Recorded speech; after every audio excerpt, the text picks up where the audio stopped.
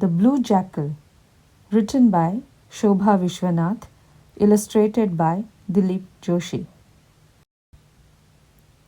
Juno the jackal lived deep in the jungle with his cousins and aunts and one very old uncle. Whenever the moon shone out full and bright, the jackals and Juno howled all through the night. Juno was terribly puny and lean, and the bigger jackals were really quite mean. They laughed at him cruelly for being so skinny, calling him names like Sissy and Ninny. And even though Juno would hunt with the pack, the jackals wouldn't give him so much as a snack. At feeding time, they would eat themselves sick, leaving poor hungry Juno just bare bones to lick. When one day his hunger was too much to bear, he climbed up a hill to see what was there.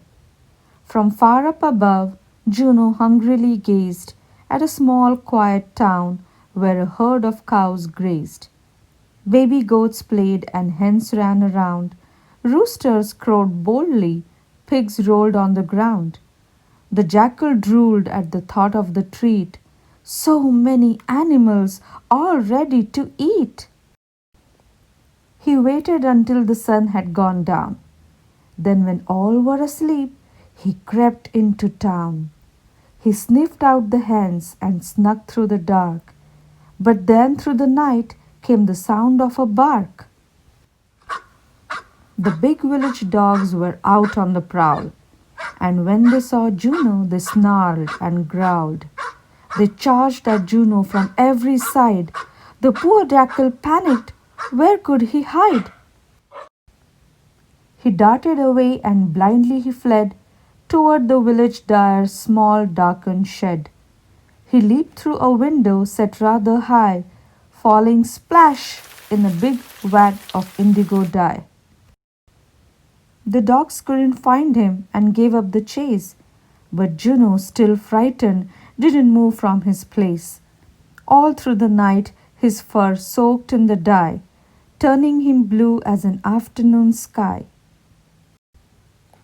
Early next morning, when Juno slipped out, the people still slept and no dogs were about. He dashed away quickly into the woods, running as fast as his little legs could. Deep in the forest, Juno slowed down. His fur was now blue, it was no longer brown. The animals saw him and cowered in fear. "What is this creature?" whispered the deer. "He is blue as the ocean and bluer than me," the proud peacock cried from the top of the tree.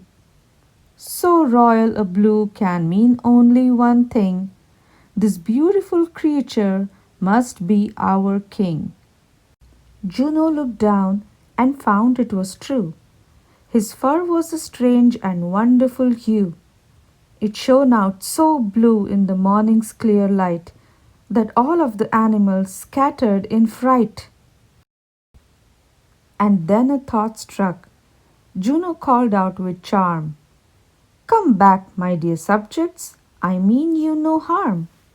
Yes, I am your king, your lord and your master. I come from the heavens to rule ever after." The animals came back and bowed to their king. "Your Majesty, ask us to do anything." "Drive out the jackals," said Juno. "Away! Inside this forest no jackal must stay." When the jackals were banished, Juno lay back. His new subjects brought him a meal, then a snack. Juno felt pleased, sitting high on his throne. His hunger was gone and his worries had flown. Many such days did pass in delight, until a full moon rose up one night. The silvery moonlight, so pure and divine, sent a powerful shiver up the blue king's spine. And what was this sound that Juno could hear? This faraway song that still felt so near? His family was howling away at the moon.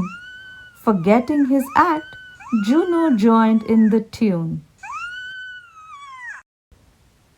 The animals heard Juno. At first they were curious, but then they were angry, and soon they were furious. Their king was a jackal, his true colors shone. They roared and chased Juno away from his throne. Many moons later, the rains flooded down. The blue washed away and left Juno brown.